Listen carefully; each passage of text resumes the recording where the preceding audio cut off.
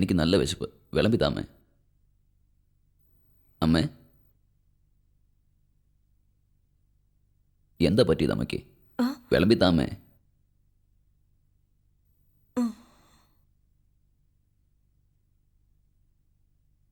മോന് സാമ്പാറും കത്തിരിക്കത്തോരനും ഒക്കെ ഇഷ്ടമാണല്ലേ? അമ്മ സൂരജ് മോനുണ്ടാക്കിയതാ. കഴിക്കേ, കഴിക്കും മോനെ. ഇത്രയും നാൾ എവിടെ പോയിരുന്നു? എന്റെ മോനില്ലെന്ന് ഞാൻ എന്ത് വിഷമിച്ചെന്നറിയോ? എന്താ സൂരജ്, കഴിക്കും മോനെ. കഴിക്കാൻ പറഞ്ഞില്ലേ? വേഗം കഴിക്കേ. മീനാക്ഷി, മീനാക്ഷി, എന്താ ഇത്? ഉറക്കഗുളി കഴിച്ചോണ്ട് നീ എന്തൊക്കെയായി പറഞ്ഞോണ്ടിരിക്കുന്നത്? എന്താ സൂരജ്, വേഗം കഴിക്കാൻ പറഞ്ഞില്ലേ? മീനാക്ഷി, ചെന്ന് കിടക്ക്. ചെല്ലമ്മേ, ചേച്ചി മോളി കൊണ്ട് കിടത്ത്.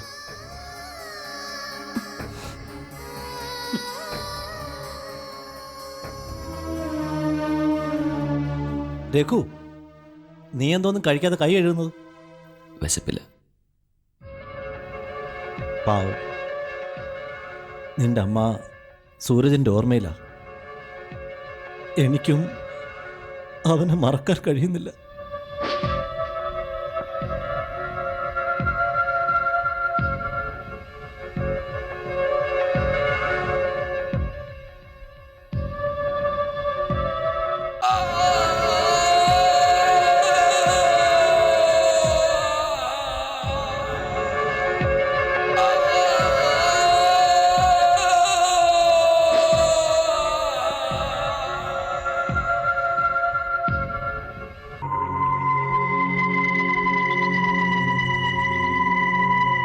ഞാൻ നിന്നെ കൊന്നു. ഇപ്പോൾ ഞാനൊരു കൊലപാതകയായി മാറി. എന്തിന്? എൻ്റെ അച്ഛൻ്റെ അമ്മയുടെയും സ്നേഹം എനിക്ക് മാത്രം കിട്ടാൻ വേണ്ടിയല്ലേ ഞാൻ അങ്ങനെ ചെയ്തത്. You understand? നീ മരിച്ചതിന് ശേഷവും വീണ്ടും നീ എന്താണ് എനിക്ക് മനസ്സമാധാനം തരാത്തത്? നിന്റെ ഓർമ്മകൾ എൻ്റെ അച്ഛൻ്റെ അമ്മയുടെ മനസ്സിൽ ഒരിക്കലും ഉണ്ടാവരുത്. അവരിനി എന്നെ മാത്രം മകനായി കാണണം. അതാണ് ന്യായം. ചിരിക്കണ്ട. നിനക്കെന്നെ ഒന്നും ചെയ്യാൻ കഴിയില്ല. ഞാൻ ഒരിക്കലും ഒരു ഭ്രാന്തനല്ല. നമുക്ക് രണ്ടുപേർക്കും ഒരേ രക്ത.